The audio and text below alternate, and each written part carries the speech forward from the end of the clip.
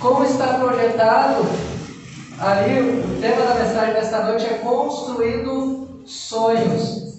Construindo Sonhos, veremos isso a partir de Jeremias, capítulo 29, dos versos de 8 a 14. Se você estiver com a sua Bíblia abrindo, já pode estar abrindo, a gente vai ler logo em seguida. Já ver essa noite que nunca devemos deixar de sonhar. Os cristãos podem, na verdade devem construir sonhos como seres humanos criados à imagem de Deus. Temos a capacidade de sonhar, de planejar, pensar no futuro, imaginar e criar coisas novas. E além disso, a Bíblia nos encoraja a sonhar e a ter visões do que Deus pode fazer em nossas vidas e no mundo que há de vir. No entanto, é importante lembrarmos que nossos sonhos devem estar alinhados com os princípios e valores que a Bíblia nos traz para sermos servos obedientes. Não devemos ir contra a vontade do nosso Deus. Devemos buscar a direção que Deus nos dá para nossas vidas e pedir sabedoria a Deus para planejarmos e sonharmos conforme Ele quer. Também não devemos colocar nunca nossos sonhos acima do nosso Deus, nem permitir que Ele se torne a principal fonte de identidade e significado nosso. Em vez disso, devemos buscar a Deus, buscar em Deus a nossa identidade e significado e razão de vida, permitindo então que os sonhos de Deus fluam em nossa vida a partir da vontade dEle. Devemos construir sonhos, não podemos desistir, mas devemos construir nossos sonhos submissos ao Deus que dirige as nossas vidas. O planejamento de vida dentro da vontade de Deus requer humildade, requer submissão e confiança no Senhor. Quando confiamos em Deus e seguimos os seus princípios aqui revelados na Bíblia, podemos ter a certeza que estamos caminhando e levando nossa vida na direção correta. Então vamos aprender nessa noite sobre planejar e sonhar para o futuro, através aqui da leitura do profeta Jeremias. O profeta Jeremias, ele era um sacerdote, além de ser um profeta. Ele profetizou em Judá no final do século 7 e no início do século 6 antes de Cristo. Esse profeta também exerceu seu ministério no período de pelo menos 40 anos, onde profetizou durante o reinado de 5 reis, que eram Josias, Joacás, Joaquim e Zedequias. A gente pode verificar também que a mensagem aqui do profeta Jeremias é de uma convocação de arrependimento do povo, a fim de evitar que os julgamentos divinos viessem sobre o povo. Mas depois o profeta então avisou que o tempo de arrependimento do povo havia se esgotado. Eles não se arrependeram, então o juízo de Deus viria sobre eles. E ele profetizou aqui em Jeremias que o cativeiro babilônico seria inevitável, que seriam presos, e que Jerusalém cairia então diante de Nabucodonosor. Através do livro aqui nós verificamos que Judá mereceu o cativeiro ao qual se submeteu, porque ele foi infiel a Deus. Cometeu graves pecados, principalmente de idolatria. E aqui, o profeta então anuncia que Deus salvaria posteriormente o seu povo. Ficaram 70 anos no cativeiro, mas seriam levados de volta à sua terra. Vamos estar lendo então Jeremias 29, de 8 a 14. Diz assim o seguinte, Jeremias 29, a partir do versículo 8. Porque assim diz o Senhor dos Exércitos, o Deus de Israel: não se deixe enganar pelos profetas e adivinhos que vivem no meio de vocês. Não deem ouvidos aos sonhadores que sempre sonham segundo o desejo de vocês. Porque eles profetizam falsamente em meu nome. Eu não os enviei, diz o Senhor. Assim diz o Senhor: logo que se cumprirem para a Babilônia 70 anos, atentarei para vocês e cumprirei a promessa que fiz a vocês, trazê-los de volta a este lugar. Eu é que sei os pensamentos e tenho a respeito de vocês, diz o Senhor, São pensamentos de paz e não de mal, para dar-lhes um futuro e uma esperança. Então vocês me invocarão, se aproximarão de mim em oração e eu os ouvirei. Vocês me buscarão e me acharão quando me buscarem de todo o coração. Serei achado por vocês, diz o Senhor, e farei com que mude a sorte de vocês. Eu os congregarei de todas as nações, de todos os lugares, para onde os dispersei, diz o Senhor, e trarei vocês de volta ao lugar de onde os mandei para o exílio. Até aqui vamos estar orando mais uma vez.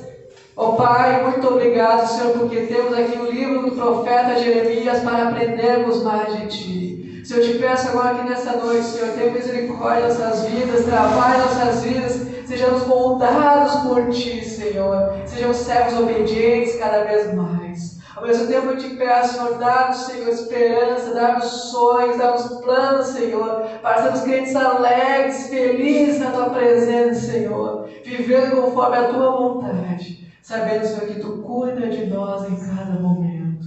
Esteja trabalhando essa vida durante esse culto, Senhor, falando, Senhor, a Tua palavra em nós. Te peço, Senhor, me use, Senhor, como instrumento em Tuas mãos. Em nome do Senhor Jesus Cristo que eu oro. Amém e amém. Vamos, seria um conforto para eles aqui no cativeiro ouvir que Deus é o Senhor dos exércitos e que, portanto, Deus tinha poder de livrar eles e fazer o que quisesse com o seu povo, porque Ele era todo poderoso Deus.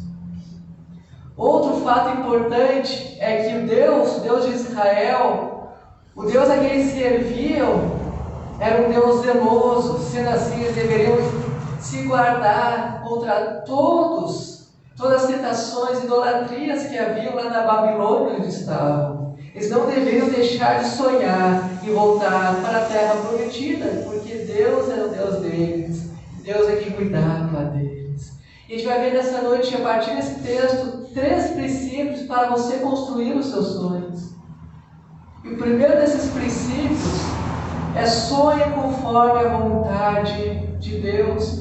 Vou ler aqui os versos 8 e 9, você pode acompanhar. Diz assim: porque assim diz o Senhor dos Exércitos, o Deus de Israel: não se deixe enganar pelos profetas e adivinhos que vivem no meio de vocês. Não deem ouvidos aos sonhadores que sempre sonham segundo o desejo de vocês, porque eles profetizam falsamente em meu nome. Eu não os enviei, diz o Senhor.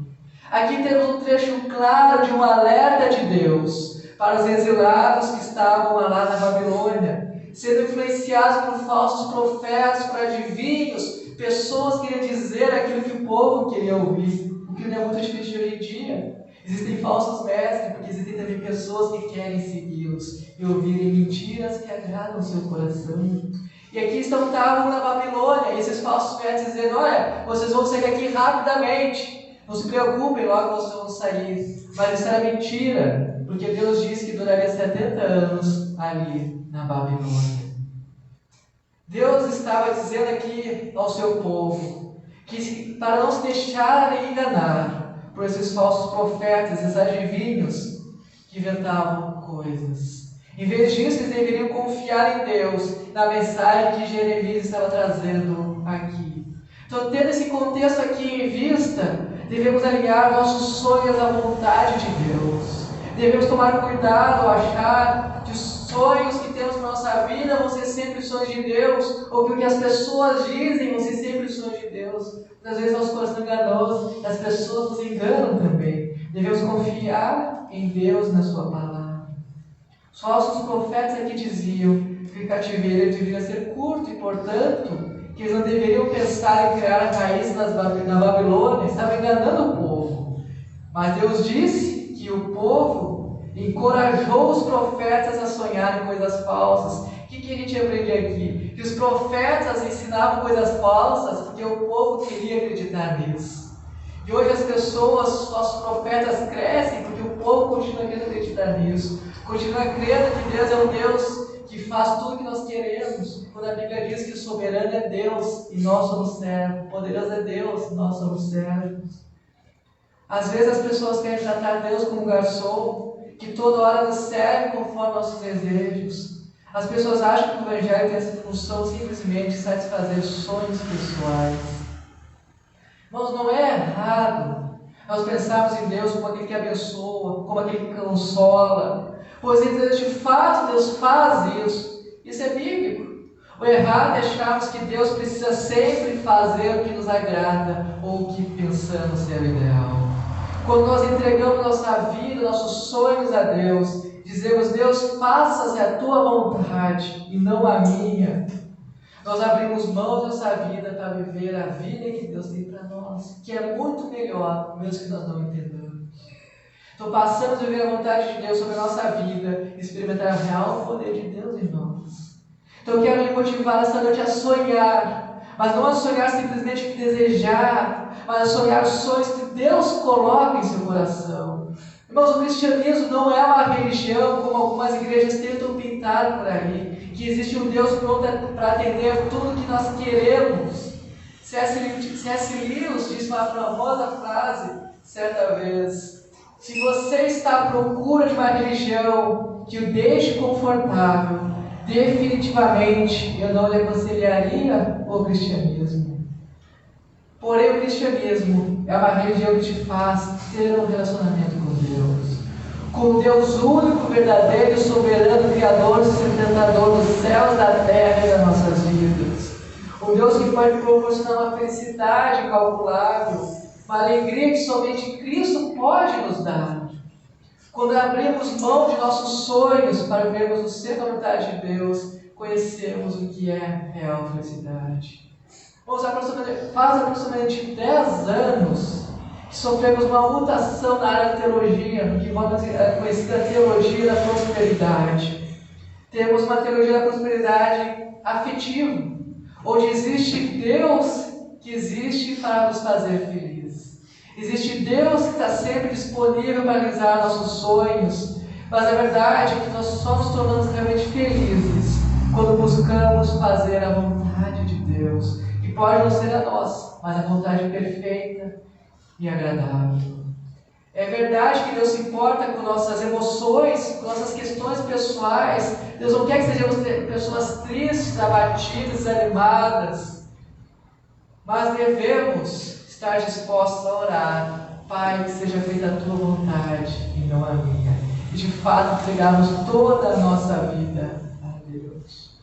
Então, irmãos, como ter um coração, como temos no nosso coração os sonhos de Deus? Podemos pensar em 3 maneiras. Primeiro, através da oração. Quanto mais próximos de Deus estamos, mais Ele coloca a sua vontade em nosso coração. Então que possamos orar para Deus: Deus, coloca a tua vontade em minha vida. Devemos pedir para Deus dirigir nossas vidas, nos guiar no caminho correto. Segundo, através da leitura bíblica, da palavra de Deus. Se aquilo que eu sonho é contrário à palavra de Deus, eu estou sonhando errado. Então, como aprendemos a sonhar corretamente? Lendo a Bíblia.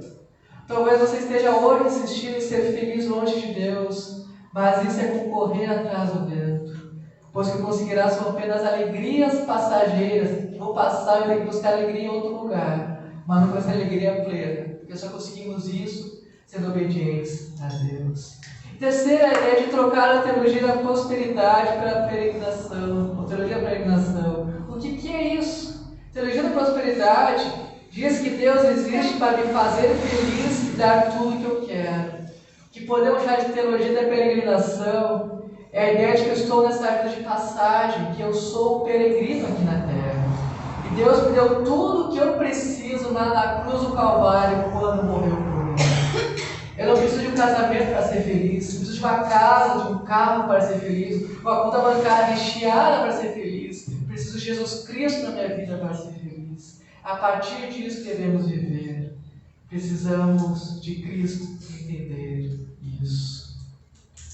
O verso 11, aqui de Jeremias, que nós lemos, diz o seguinte: eu é que sei que pensamentos tenho a respeito de você, diz o Senhor. São pensamentos de paz e não de mal, para dar-lhes um futuro e uma esperança. Mas o povo achou provavelmente que o Deus estava contra eles, porque eles haviam sido exilados na Babilônia e estavam voltando para a sua terra. Mas Deus quis deixar claro aqui que os planos dele para o seu povo eram o melhor para eles. Era um plano de prosperar, não era um plano de mal, um plano de paz. O povo não queria ir para o exílio, para a prisão. Mas Deus sabia que essa prisão não seria o fim do seu povo. Deus estava no controle meticuloso de cada coisa que estava acontecendo. Deus tem um futuro, Deus tem uma esperança para o seu povo, mesmo quando o povo sofre. Mesmo quando estamos sofrendo, Deus tem um futuro e uma esperança para nós. Deus trabalha trazendo vencida disciplina sobre nós. Além disso, essa promessa aqui é uma demonstração do caráter de Deus como ser amoroso, ser de compaixão, ser misericordioso. Deus nos ama. Deus não deseja mal para o seu povo, mas sim a paz e a prosperidade. Isso aqui é um lembrete importante para nós hoje, de que Deus está sempre ao nosso lado. Mesmo nas situações difíceis, Deus não nos abandona. Ele tem um plano para o nosso futuro, que é cheio de esperança e alegria. Nem tudo vai se concretizar aqui nessa terra. A perfeição é no céu, mas certamente o nosso futuro é próspero. E aqui já começa a ser trilhado. Às vezes nós sonhamos coisas e Deus diz não para os sonhos que nós temos. Ele diz negativo, não é dessa maneira. Mas nós quando olhamos para a Bíblia, que não escreve mentira, mas escreve histórias reais. Nós vemos histórias como a de Abraão, nós também vemos histórias como a de José. José que ficou anos preso sem entender o motivo, mas Deus está no controle da situação dele. Podemos dizer que o final de ambos os personagens é de restauração e é de paz. Se Abraão não negou seu próprio filho a Deus, porque nós negamos nossos sonhos a Deus, porque queremos entregar nossa vida completamente a Deus, creio que Deus tem planos para nós maiores do que jamais poderemos sequer imaginar. E Ele nos prova, nos faz passar pelo fogo, nos faz passar pela dor. E passar pelo fogo de fato dói, mas sair mais parecido com Cristo faz a dor valer a pena. Que desejamos então, irmãos, amar a Deus a ponto de fazer morrer o nosso próprio eu, nosso próprio ego, a carregarmos a nossa cruz, para que Cristo seja tudo em nós. Cristo em nós é a esperança da glória. Quando nós vivemos a vontade de Deus para a nossa vida, experimentamos os planos de Deus em nossas vidas. Os planos de Deus são perfeitos e agradáveis. Lá em Romanos 12:2 nós lemos: não se amoldem ao padrão deste mundo, mas transformem-se pela renovação da sua mente, para que sejam capazes de experimentar e comprovar a boa, agradável e perfeita vontade de Deus.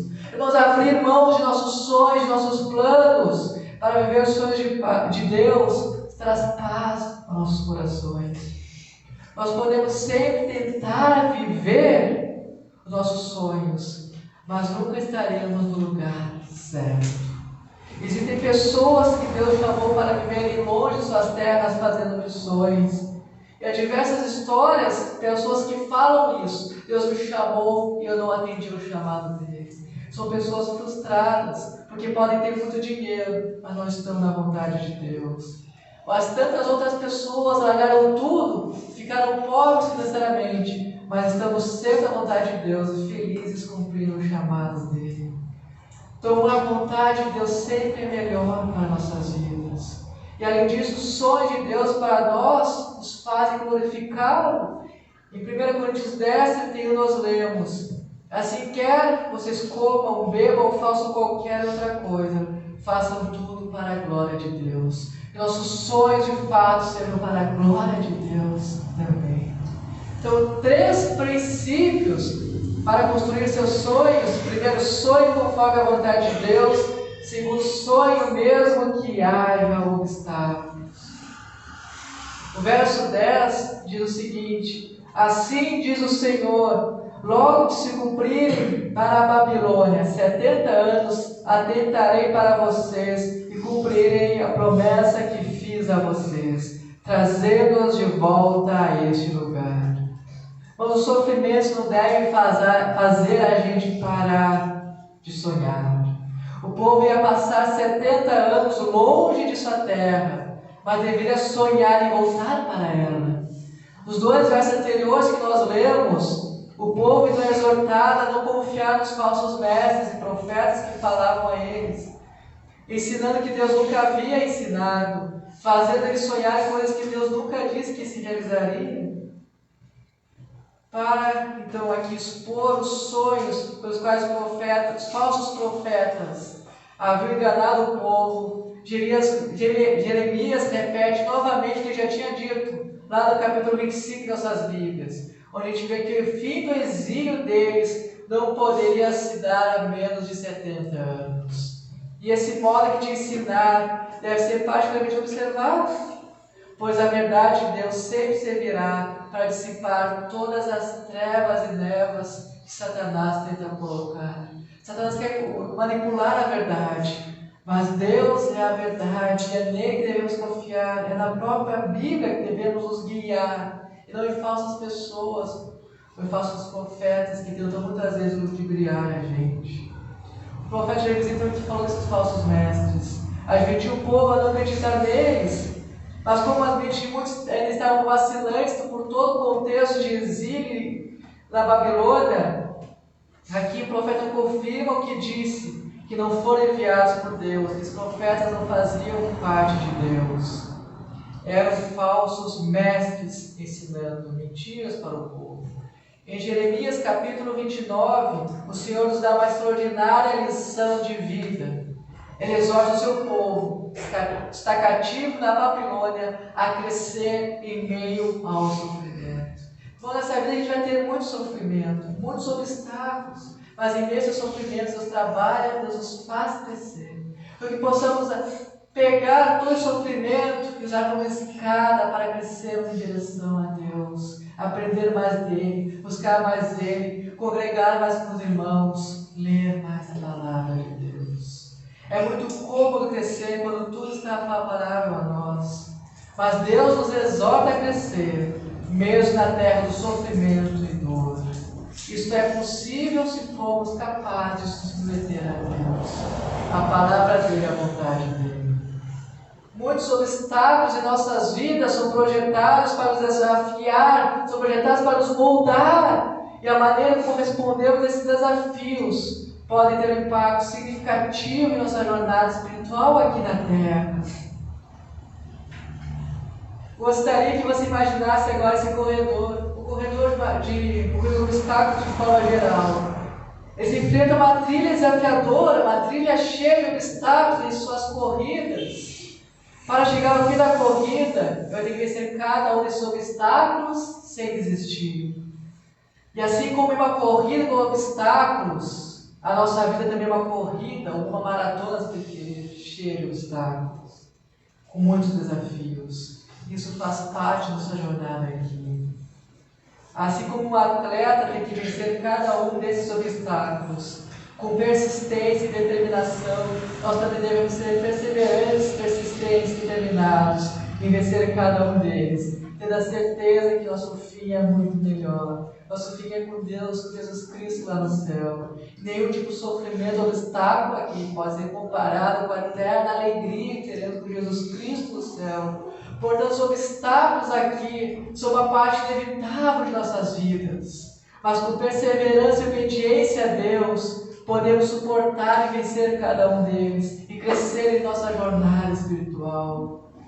Talvez você já tenha aberto mão de muitas coisas por causa de obstáculos nessa vida. Às vezes uma família restaurada, de um casamento restaurado, de filhos convertidos, ou seja, o que for em sua vida, em sua área financeira, saúde, o que for.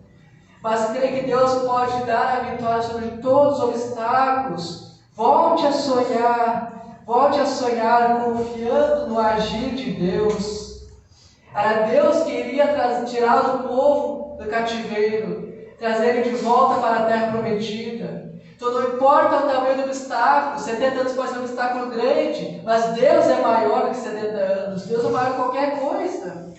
Então acredite também que o milagre é possível, sonhe acreditando. A Babilônia era uma potência da época, um império extremamente poderoso. Crer que seria possível para voltar à terra prometida poderia parecer algo impossível. Mas para Deus nada é impossível. Deus trouxe eles de volta. Quando a gente vê na Bíblia, por exemplo, Jesus ressuscitando Lázaro depois de 4 dias, ele mostra e faz isso, mostrando que poderia fazer o impossível, ressuscitar alguém depois de tantos dias morto. E às vezes, e muitas vezes, Deus permite que situações sem saída se criem em nossa vida para vermos milagres dele em nossas vidas. Porque sem essas situações nós não veríamos o reino de Deus. E continue sonhando, olhando para Cristo. É interessante que durante essa guerra da Rússia e Ucrânia, a igreja muitas vezes se reuniu e orou e buscou a Deus. Há na internet um testemunho de um irmão que diz que mesmo ouvindo bombas caindo ao seu redor, explodindo ao redor da igreja, do templo ali, a igreja continuou reunida, orando e buscando a Deus, com os olhos fixos em Jesus Cristo, mesmo tudo literalmente explodindo ao seu redor. E muitas vezes assim em nossas vidas, não tem bombas literais, mas faz que tudo está explodindo ao nosso redor. Cada vez mais problemas, desafios surgem. Parece que tudo está destruído. Mas ainda assim, como seus irmãos na igreja lá na Ucrânia continuaram olhando para Jesus Cristo, nós podemos continuar olhando para Jesus Cristo, quando tudo ao nosso redor está desmoronando. Ore e fixe seus olhos em Jesus Cristo, sabendo que Ele não nos abandona, Ele é a nossa força, Ele é a nossa fortaleza nos dias maus. 3 princípios para construir seus sonhos. Primeiro, sonhe conforme a vontade de Deus. Segundo, sonhe mesmo que haja obstáculos. Terceiro, sonhe além do que você pode fazer. O verso 12 e 13 dizem assim: então vocês me invocarão, se aproximarão de mim em oração, e eu os ouvirei. Vocês me buscarão e me acharão, quando me buscarem de todo o coração. Os nossos sonhos devem ser algo além das nossas forças, além de nós conseguirmos alcançar, porque é que Deus age quando nossas forças se acabam. Claro que Deus age em todo momento, mas é basicamente agir de Deus quando não conseguimos fazer. Muitas vezes não oramos por coisas porque achamos difíceis demais de acontecer. Mas lembre-se, nada é impossível para Deus. Pode parecer impossível para nós, mas Deus pode fazer. Existem coisas que somente Deus pode fazer em nossa vida, na área de saúde, na área familiar, na área financeira, seja qual for. Entregue a sua vida para Deus. Ore para a conversão dos seus filhos, da sua família. Ore que Deus guie todos os seus passos. Ore por aquilo que está lhe afligindo. Deus pode restaurar, Deus pode mudar, Deus pode transformar tudo. E muitas vezes as pessoas ficam limitadas pelas circunstâncias ao seu redor e acham que devido às dificuldades de sua vida, nada pode mudar, nada vai melhorar. Mas as circunstâncias não determinam o agir de Deus. Elas não precisam determinar o tamanho de nossos sonhos. Alguns pensam que cresci numa família problemática, então vou ser problemática, esse é meu contexto, essa é a minha vida, sempre fui assim. Cresci numa família que meu pai batia na minha mãe, então eu vou fazer isso também. Cresci numa família que não tinha controle financeiro, então eu também vou fazer na vida a maneira que eu quiser. Mas, irmãos, nós não estamos presos ao nosso passado. Nós temos um Deus que pode mudar qualquer situação, não importa qual for. Com a ajuda de Deus, podemos superar qualquer circunstância. Talvez você entrou hoje aqui pensando que eu tenho tentado mudar, mas o casamento parece que está acabando, não sei como fazer.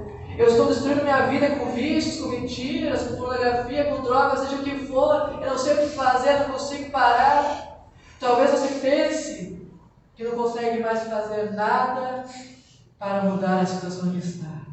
Mas Jesus Cristo pode mudar a situação. Jesus Cristo pode transformar a sua vida e a vida dos demais.